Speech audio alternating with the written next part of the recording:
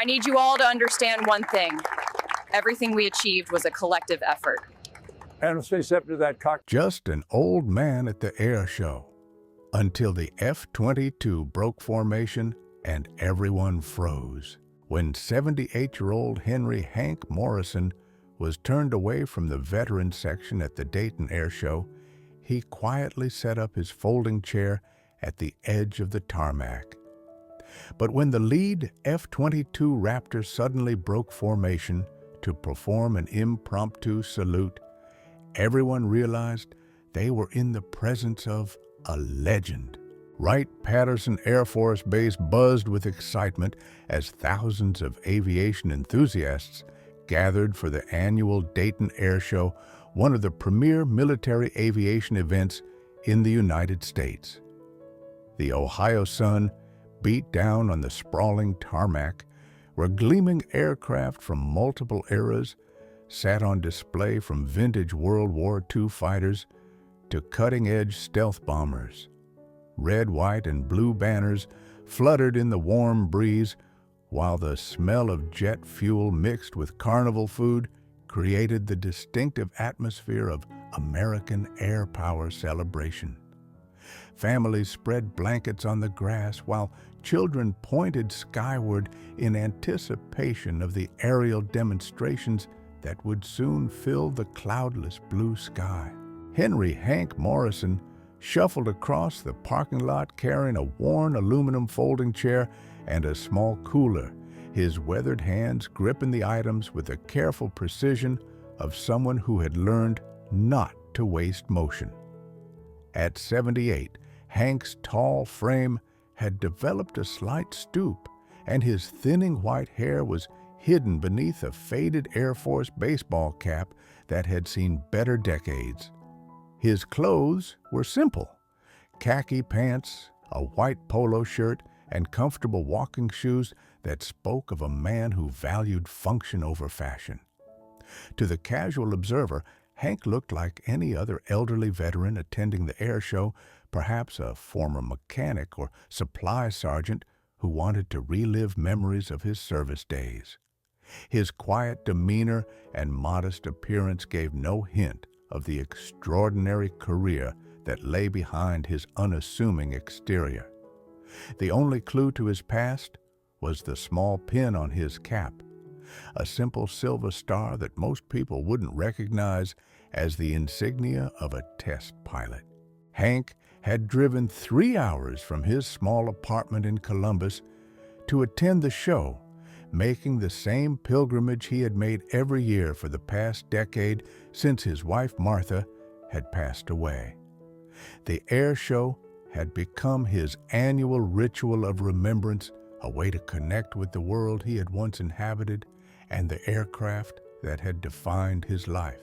When Hank approached the veterans section near the flight line, a young volunteer with a clipboard and an officious attitude blocked his path. "Sir, I need to see your military ID and documentation of your service record to access this area," the volunteer said, eyeing Hank's civilian clothes with skepticism. Hank reached for his wallet, but the volunteer continued, "This section is reserved for distinguished veterans and VIPs only. General admission seating is over there." He pointed toward the crowded bleachers hundreds of yards from the runway. Without argument or complaint, Hank simply nodded and walked away, carrying his chair toward the edge of the tarmac, where a chain-link fence separated spectators from the active flight line. Hank found a spot along the perimeter fence where he could set up his chair with an unobstructed view of the runway. The location was far from the main crowd and lacked the amenities of the VIP section, but it offered something more valuable to someone who understood aviation: a clear sightline to the aircraft and the freedom to watch without distraction. As he settled into his chair, Hank noticed a group of active-duty airmen setting up equipment nearby. They glanced at him curiously, probably wondering why an old man would choose to sit alone so far from the main festivities. one young sergeant approached with obvious concern. "Sir, are you sure you want to sit here? It's going to get pretty loud when the jets start up and you're right in the flight path. The main viewing area has better facilities." Hank smiled gently. "Son, I've been around jets longer than you've been alive. The noise doesn't bother me, and this is exactly where I want to be." The sergeant noticed something in Hank's voice, a quiet authority that suggested this wasn't just an enthusiastic spectator. "Yes, sir. If you need anything, just let us know." As the sergeant walked away, Hank opened his cooler and pulled out a thermos of coffee, settling in to wait for the show to begin. The air show opened with a parade of vintage aircraft, each one triggering memories that Hank had carefully stored away for decades. He watched a restored P-51 Mustang taxi past his position, remembering his first flight in a similar aircraft when he was a young lieutenant fresh out of flight school. The sound of the Merlin engine brought back the smell of leather and oil, the feel of stick and rudder, and the pure joy of flight that had defined his early career. As modern military aircraft took their turns displaying American air power, Hank found himself unconsciously critiquing their performances with the eye of someone who had spent decades pushing the boundaries of what aircraft could do. He noted the precision of the formation flying, the smoothness of the aerobatic maneuvers, and the professional skill of pilots who represented the latest generation of military aviators. But it was the announcement of the F-22 Raptor demonstration that made Hank sit up straighter in his chair.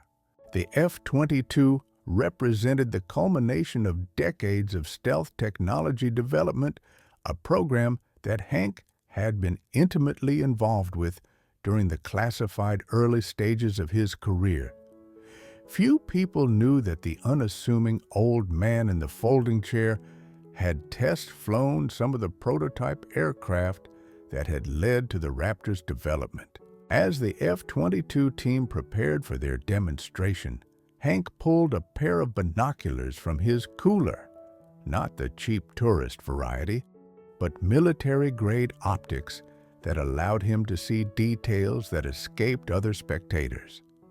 Through the lenses, he could read the tail numbers and identify the specific aircraft in the formation, knowledge that came from years of studying every variant and modification of the planes he had helped develop.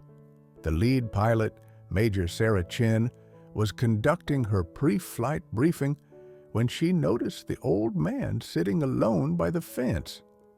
Something about his posture and the way he held his binoculars suggested more than casual interest.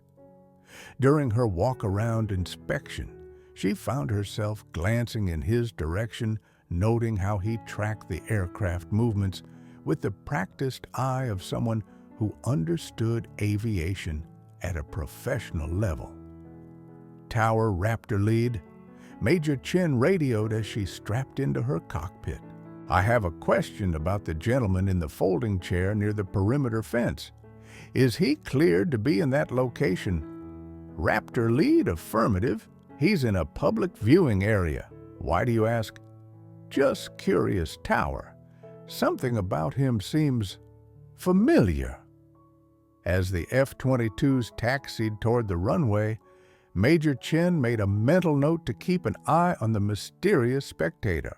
The F-22 demonstration began with a thunderous display of raw power.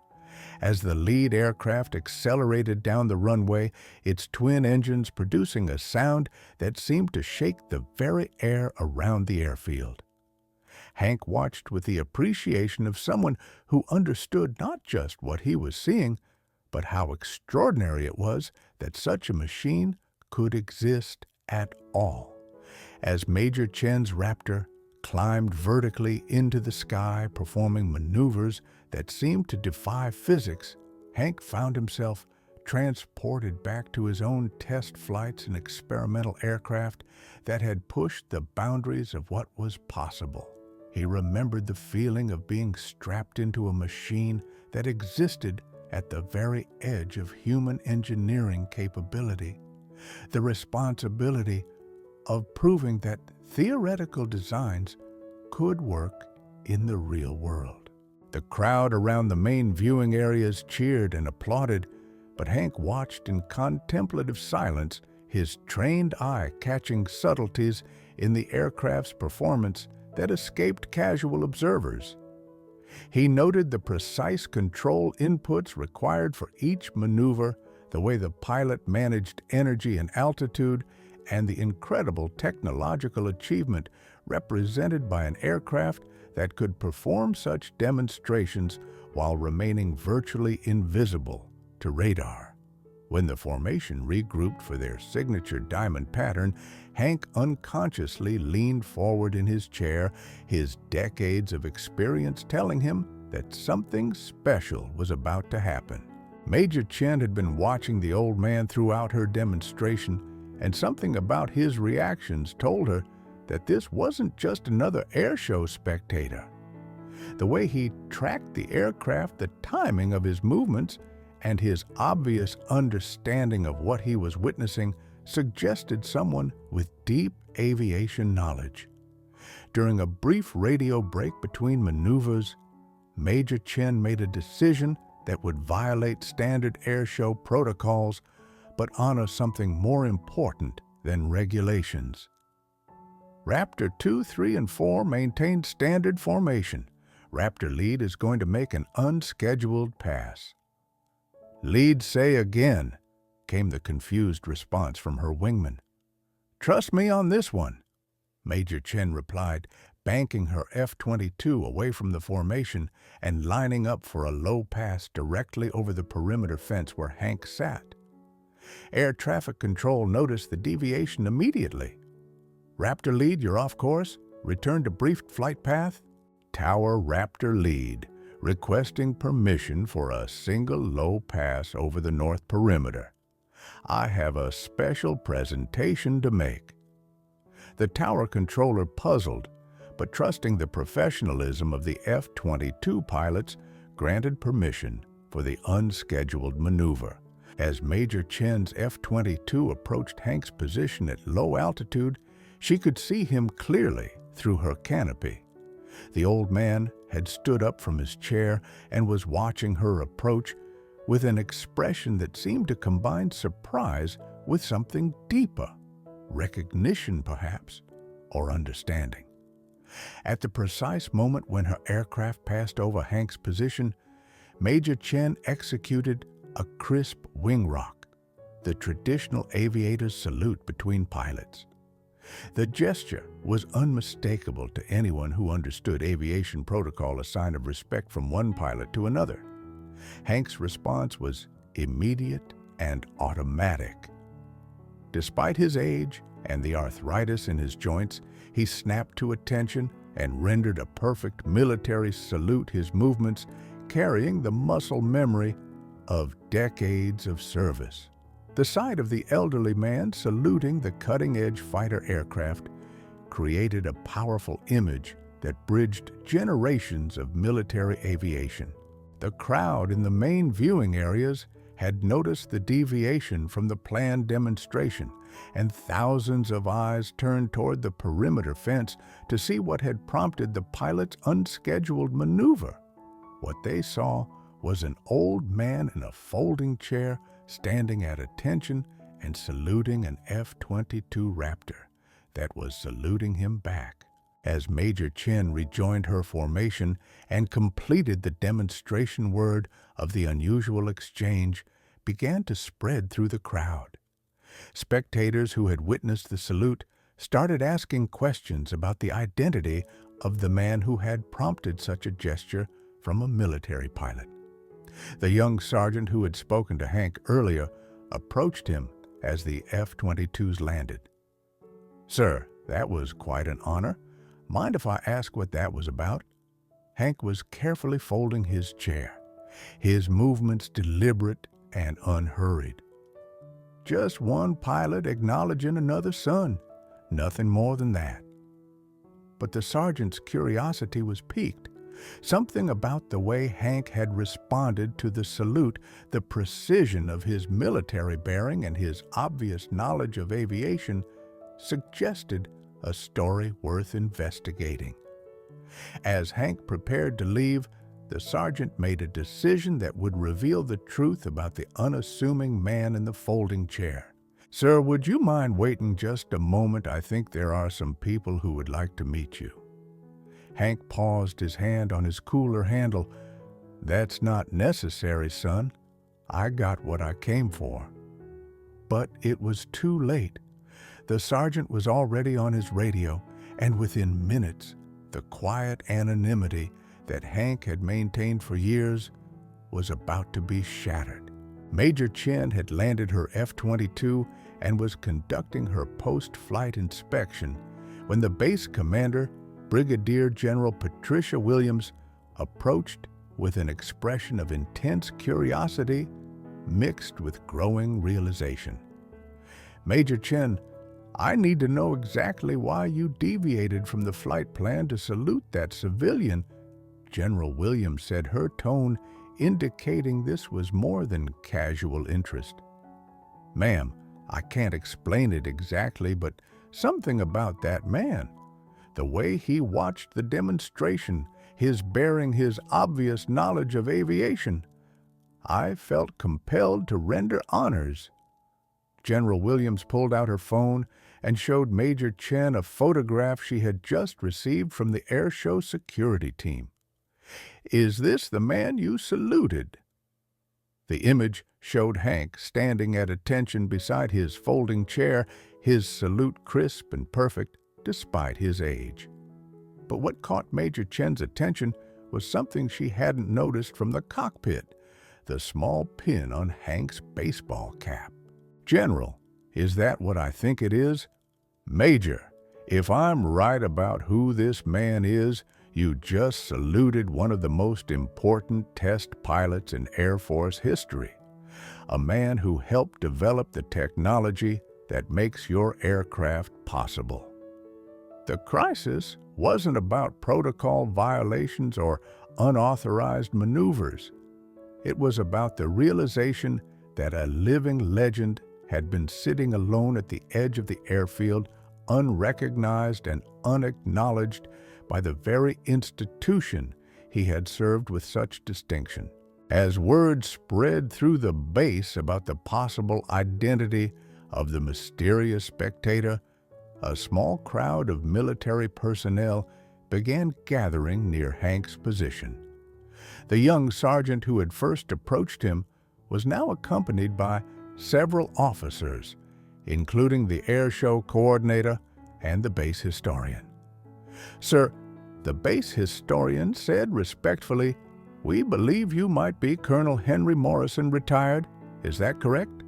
Hank looked up from packing his cooler, his expression carefully neutral. "I haven't been called Colonel in a long time. Just Hank will do fine." The confirmation sent a ripple of excitement through the gathering crowd. Colonel Henry Morrison was a legend in test pilot circles, a man who had flown classified missions and tested experimental aircraft that had shaped the future of military aviation. His work on early stealth technology had been so classified that most of his achievements remained unknown to the general public. Sir General Williams said as she approached the group, "I owe you an apology. You should have been in the VIP section. You should have been recognized. You should have been honored for your contributions to the program that made today's demonstration possible." Hank shook his head gently. "General, I didn't come here for recognition. I came to watch young pilots fly aircraft that represent the culmination of work that many of us started decades ago. Seeing that F-22 perform, knowing that the technology we developed in secret is now protecting our country, that's all the recognition I need." But General Williams wasn't satisfied with Hank's modest response. "Colonel Morrison, with your permission, I'd like to correct an oversight that should never have happened." What happened next transformed the air show from a routine demonstration into a moment of historical significance. General Williams made an announcement over the public address system that reached every spectator on the base. "Ladies and gentlemen, we have a very special guest with us today. Colonel Henry Morrison, United States Air Force retired, is here among us." Colonel Morrison is a test pilot whose classified work helped develop the stealth technology that makes aircraft like the F-22 Raptor possible. His contributions to American air superiority span decades of dangerous test flights and classified programs that we're only now able to acknowledge. The crowd's reaction was immediate and overwhelming. Thousands of spectators began moving toward the perimeter fence, where Hank stood, their applause building to a thunderous ovation that seemed to shake the ground itself. Hank found himself surrounded by active duty personnel, veterans, and civilians who wanted to express their gratitude to a man whose work had been hidden in classified files for decades. Children who had been watching the air show with wonder now had the opportunity to meet someone who had helped create the very aircraft they had been admiring. The moment represented more than just recognition. It was a bridge between the secret world of military development and the public celebration of American air power. As the crowd gathered around Hank, General Williams coordinated with the air show staff to create an impromptu ceremony that would properly honor the man who had been overlooked at the beginning of the day. The F-22 demonstration team was recalled to participate in what would become one of the most memorable moments in air show history. "Colonel Morrison," General Williams said, "I know you didn't come here seeking attention, but I hope you'll allow us to correct our earlier oversight. Your service and sacrifice deserve recognition, and these people deserve to know about the heroes who made today's demonstration possible."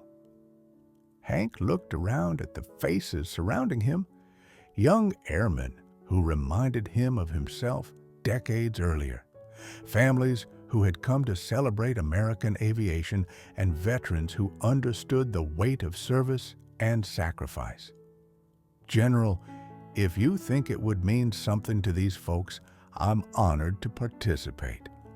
The preparation was swift but thorough.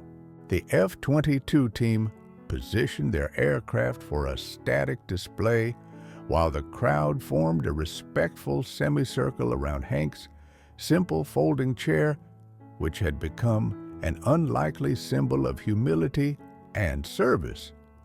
Media personnel documented every moment, understanding that they were witnessing something extraordinary. Despite the overwhelming support and recognition he was receiving, Hank struggled with the attention being focused on him, rather than on the current generation of pilots and aircraft.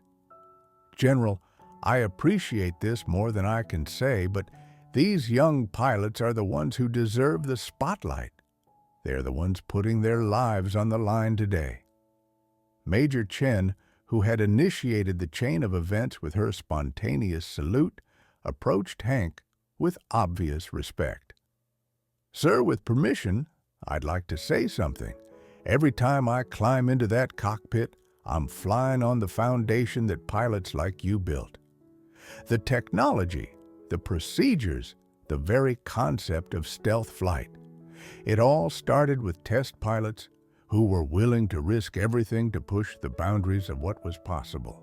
Hank's doubts began to fade as he realized that this moment wasn't about glorifying the past, but about connecting generations of service members who shared a common commitment to protecting American freedom through air superiority.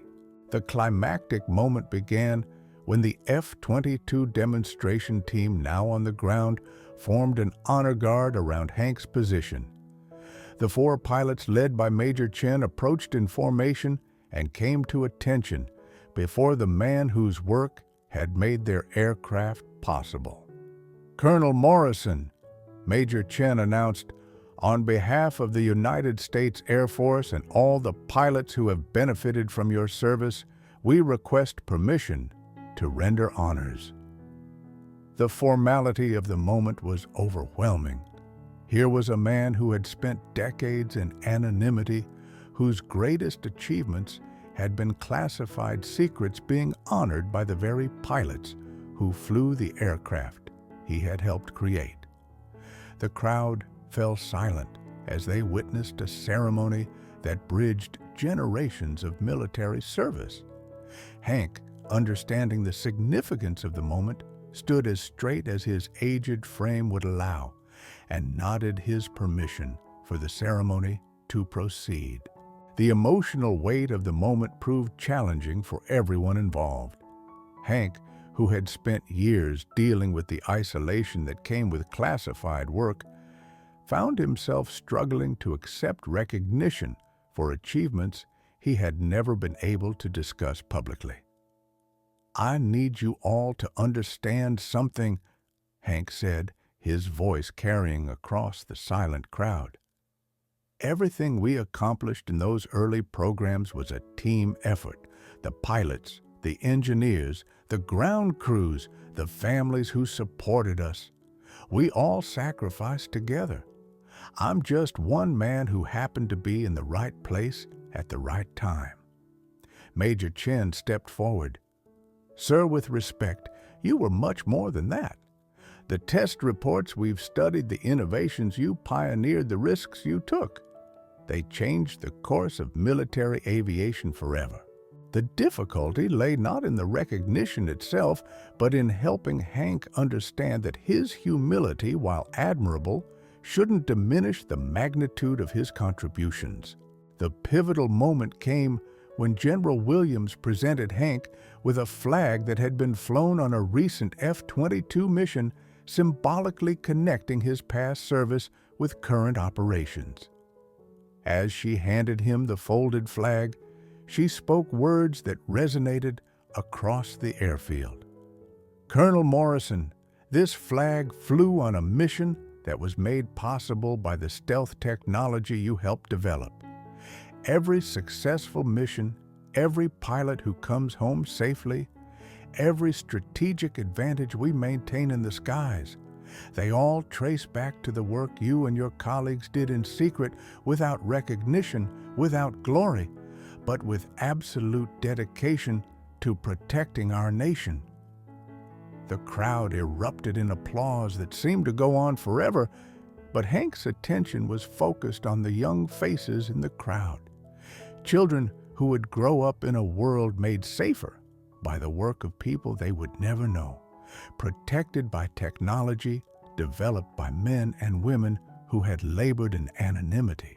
"Thank you," Hank said simply, his voice barely audible over the continuing applause. "Thank you for remembering that freedom isn't free, and that sometimes the most important work is done by people whose names will never be in the history books."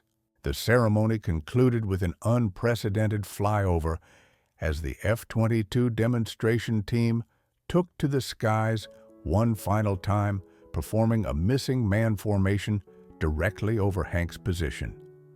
The symbolism was powerful. 4 aircraft representing the present and future of American air power, with one position left empty to honor all the test pilots and developers who had made such capabilities possible. As the aircraft disappeared into the distance, Hank carefully folded his chair and prepared to leave, but the crowd wasn't ready to let him go. Families approached with children who wanted to shake hands with a real hero, veterans who wanted to express their gratitude, and young service members who wanted to understand what true dedication looked like. The air show had ended, but Hank's story, was just beginning to be told. For the first time in decades, the classified hero was stepping into the light, and the world was finally learning about the man who had helped shape the future of flight. The video of Hank's recognition ceremony went viral within hours, viewed millions of times by people around the world who were inspired by the story of the humble test pilot who had worked in secret for decades.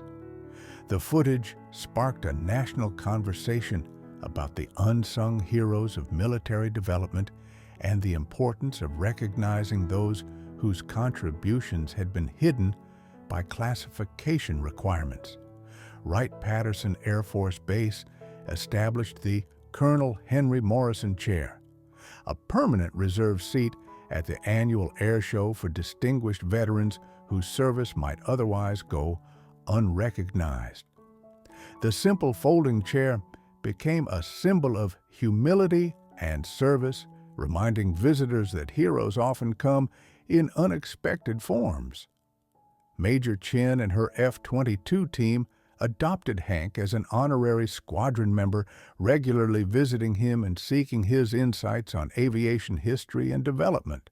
The relationship between the aging test pilot and the current generation of aviators became a bridge between past and present that enriched both their understanding of military aviation. The Air Force declassified portions of Hank's service record, allowing his full story to be told for the first time and inspiring a new generation of test pilots and engineers. 5 years later, Hank had become a regular speaker at military academies and aviation museums, sharing his experiences with young people who were considering careers in military aviation. His story had inspired dozens of books, documentaries, and academic studies about the classified development programs that had shaped modern air power. The annual Dayton Air Show became a pilgrimage site for aviation enthusiasts who wanted to visit the spot where Hank had been recognized, and the reserve chair became one of the most photographed attractions at the event.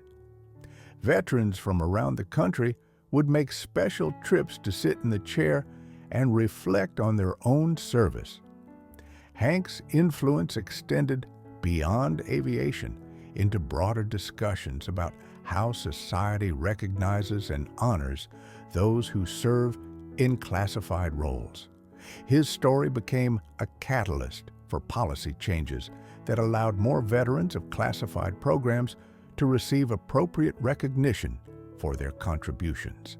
The humble test pilot who had once sat alone at the edge of an airfield had become a symbol of the countless unsung heroes who had dedicated their lives to protecting American freedom. On his 83rd birthday, Hank returned to Wright-Patterson for the annual air show, but this time he was escorted to his reserve chair by Major Chen, now a lieutenant colonel, and her daughter, who was considering a career in military aviation. As the F-22 demonstration began, Hank watched with the same appreciation he had always felt for the marriage of human skill and technological achievement. When the lead aircraft performed the traditional salute over his position, Hank stood and returned the gesture with the same precision he had shown 5 years earlier. "Thank you for showing us that heroes don't always wear capes," the young girl said as they watched the aircraft climb into the blue sky. Hank smiled, his eyes following the jets until they disappeared into the distance. "Heroes just do their job, sweetheart. The rest is just noise." True greatness often sits quietly in folding chairs at the edges of history, waiting not for recognition, but for the simple satisfaction of seeing their life's work soar.